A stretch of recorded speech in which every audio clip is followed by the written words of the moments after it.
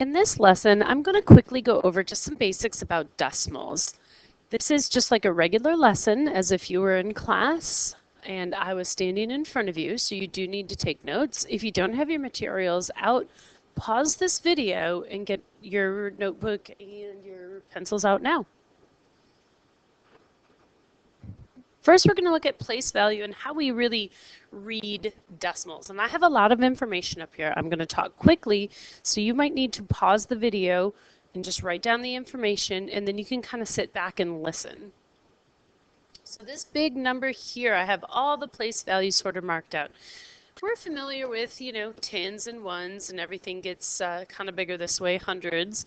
And in a weird way, this little decimal point is kind of like when we did negatives and we went to the left side of zero, things repeated, but they were backwards. That's kind of what happens here. Things repeat, but backwards from what we're familiar with. And everything on this side of the decimal ends in a THS. Okay, so you look, there's tenths, hundredths, thousands, 1,000. And this is like 10 pieces out of one. It's 1/10 of something. So there is no oneths place. That just doesn't exist. That would be weird. That was like saying you have 1 out of 1, and if you have 1 out of 1, well, it's over here in the ones place. Okay, so let's take a look at how to read this number. We know it's 34 and then how do we read this other stuff? Do you say 1876? You read it just like a normal number. So you would read it and say 1876. However, you do say the place that it ends in. So you say 1876 10,000ths. And there is the THS. It's just sort of behind my screen right now. So altogether, this number is 34 and 1876 10,000ths. That's a mouthful. And where does this lie on the number line? Even though there's a lot of digits here and it kind of looks like a big number, it's really not. It is over here, where about 34 would be. It's just a little bit over 34. If you kind of block this part out and think about it as money, it's like $34.18. You really don't have a whole lot more than 34. And that brings us to another point, is how to round. Rounding is no different than any other numbers. You're going to look to the digit on the right. If it's 5 or more, let it soar. If it's 4 or less, let it rest. So let's look back at our first number. What would you round that to if it is money? And then I have the 8. I have to look at this guy over here. It's a 7. So that's closer to a 9. So that would be $34.19, or 34 and 19 hundredths. And think about a penny, that's 1/100th of a dollar. Okay, let's do some examples here, and you can work ahead and pause the video, just write down these examples, and round the first one to the nearest tenth, the second one to the nearest hundredth, and the third one to the nearest one. Okay, pause the video and do that for yourself. Okay, if I'm going to round to the nearest tenth, this one's in the tenth, I look to the right, it is 4 or less, so I'm just going to leave it be. This is going to stay at 5 and 6/10. If I'm going to the hundredth, that's the 4.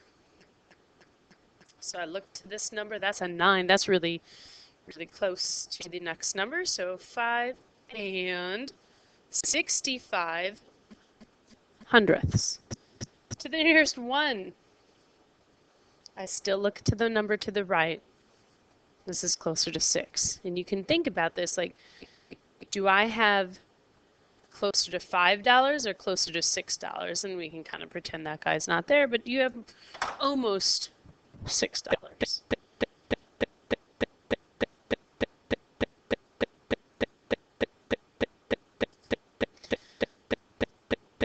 Let's get a little practice here.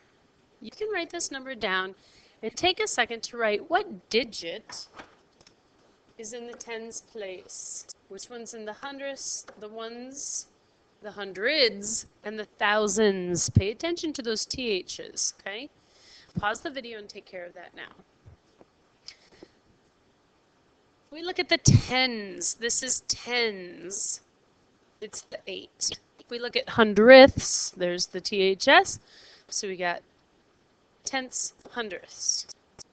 That would be the 3. If we look at ones, there's no TH. Ones is a 4. Hundreds is that guy. No TH on that. And then thousands would be 6. If I added thousandths, that would be the 9. And 10,000ths would be the 1.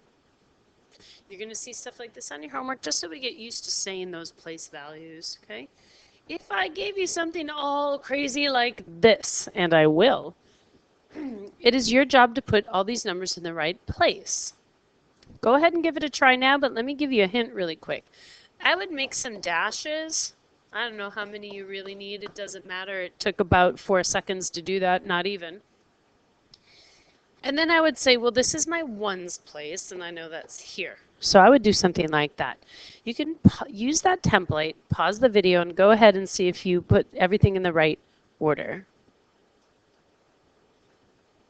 Okay, hopefully you have everything down. I didn't do anything, but let's see. Hundredths would be, that's 10. Tenths, that's 1/100ths. Hundredths is that. 10 is a 1. Tenths, THS. That's where my 8 goes. Hundreds is here. And thousandths was a 9, and that's going to go there. So this reads 514 and 869 thousandths. Okay. So, like I said, step 1, make your spaces. That's what I mean by these little dashed lines. Just make a few spaces so you can put them in there if you need help with this. Okay. And then on step 2, you're going to just plug those numbers in. I find that really helps instead of, trying to go, well, here's a 1 and then here's 100, and you really kind of, there's no marker here. Even if you do that, there's really no space to say where that 6 lies. Are there 2 spaces in front of it or just 1? Okay, so go ahead and do yourself a favor, make it easy, and give yourself the designated lines. And now, obviously I didn't need this or these. I don't have to put zeros in there, but I could. It's still the same value. I already had an example down there. That's all we're really going to focus on for today. I know this is super easy, but it's never hurtful to review some of these concepts because we're going to be digging a lot deeper in the next few days.